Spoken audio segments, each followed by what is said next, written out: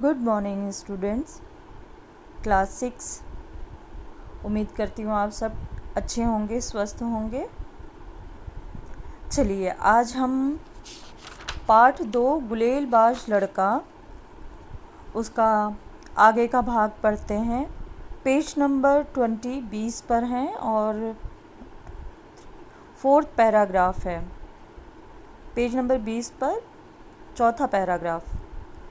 मगर माँ, तुम खुद ही तो कहती थी कि जो घोंसले तोड़ता है उसे पाप चढ़ता है।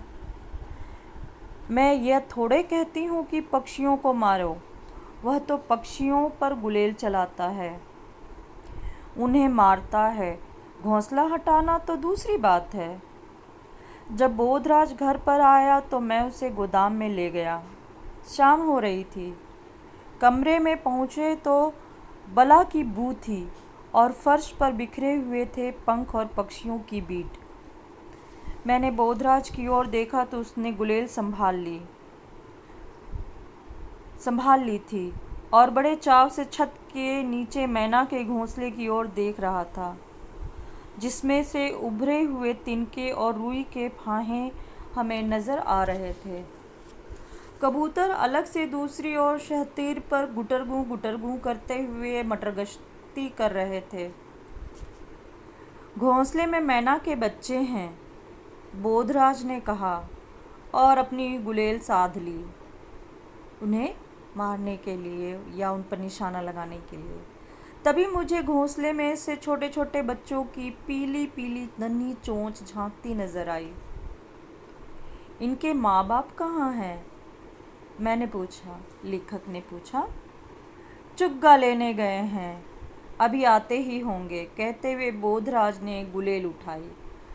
चुग्गा लेने गए होंगे, ये बात बोधराज बहुत अच्छी तरह से समझ रहा था। यानी वो चिड़ियों की, पक्षियों की कृतियों को या उनकी एक्टिविटीज़ को बहुत अच्छी तरह से समझता था, उनके व्यवहार को। कहते हुए बोधराज ने गुलेल उठाई। मैं उसे रोकना चाहता था कि घोंसले पर गुलेल नहीं चलाए, पर तभी बोधराज की गुलेल से फुर की आवाज़ निकली और इसके बाद ज़ोर से टन की आवाज़ आई। गुलेल का कंकड़ घोंसले से न लगकर सीधा टीन की छत पर जा लगा था।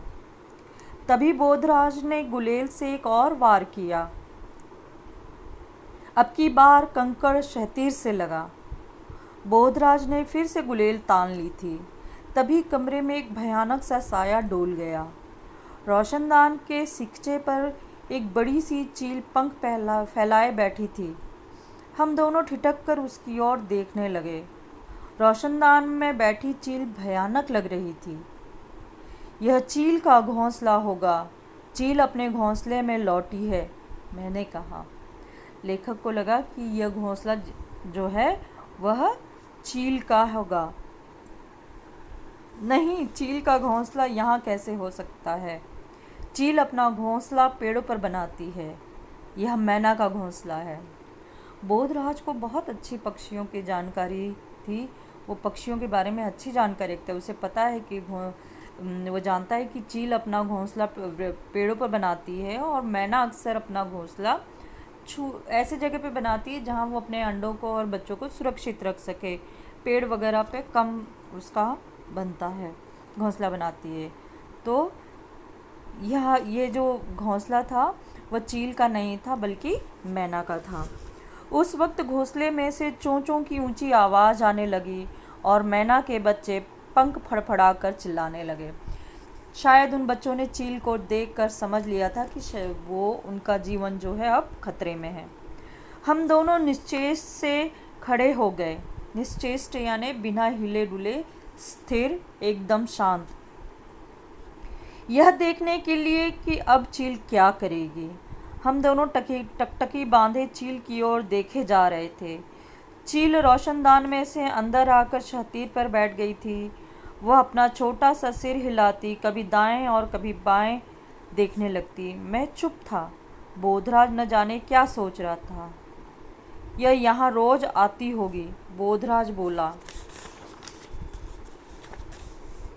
अब मेरी समझ में आया कि क्यों फर्श पर जगह जगह पंख और मांस के लोथड़े बिखरे पड़े रहते हैं।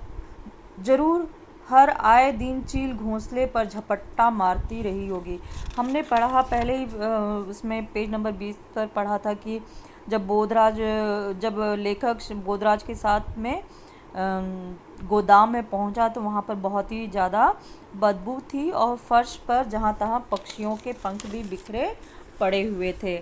तो लेखक को ये बात समझ में आ गई कि यहाँ पर इतनी फर्श पर पंख पड़े हैं, मांस के लोथड़े हैं, मांस के टुकड़े, लोथड़े यानी मांस के टुकड़े पड़े हुए थे जो पक्षियों के बच्चों के या चील उन पर जो आक्रमण करती होगी उस पर उनका मांस वगैरह वहाँ पर खाकर आधा छोड़ देती होगी। मैं घबरा उठा। लेखक अपने बारे में कह रहा है कि मैं घबरा उठा।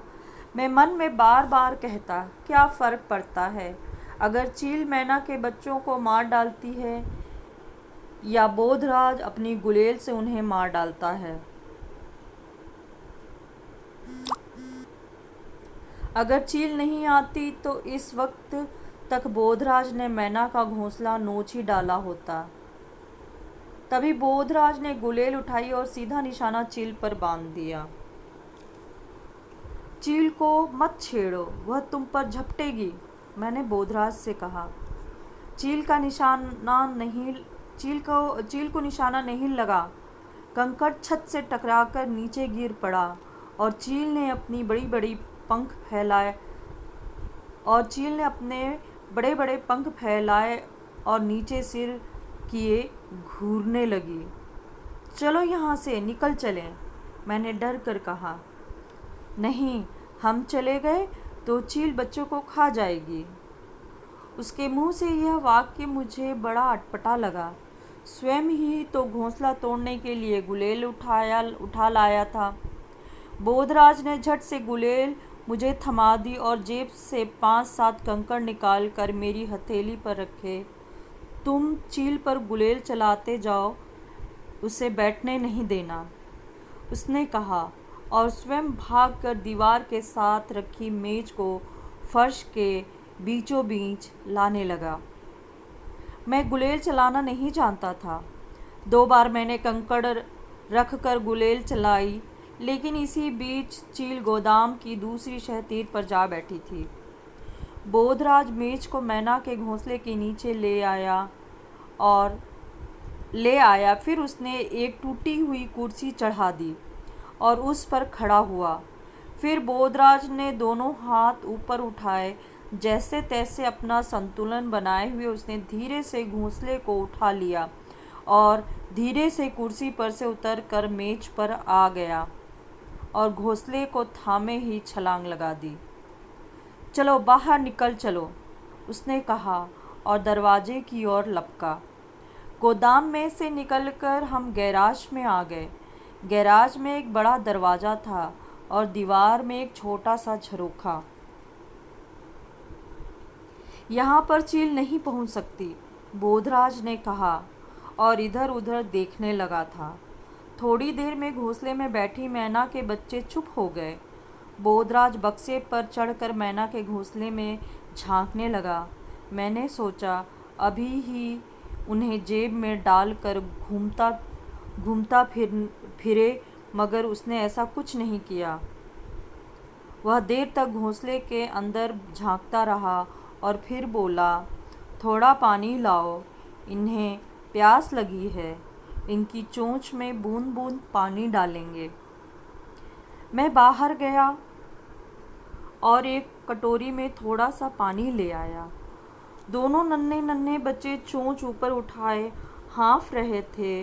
बोधराज ने उनकी चोंच में बूंद बूंद पानी डाला और बच्चों को छूने से मुझे मना कर दिया, न ही स्वयं उन्हें छुआ। उनकी प्रवृत्ति और बच्चों को वो बहुत अच्छे तरीके से जानता था, उनके व्यवहार को, कि अगर छुएंगे तो ये बच्चे डर जाएंगे। वैसे ही वो काफ़ी डरे हुए थे। इन बच्चों के माँ बाप यहाँ कैसे पहुँचेंगे, मैंने पूछा। वे इस झरोखे में से आ जाएंगे, वे अपने आप इन्हें ढूंढ निकालेंगे। दूसरे दिन जब बोधराज मेरे घर आया तो न तो उसके हाथ में गुलेल थी और न जेब में कंकड़।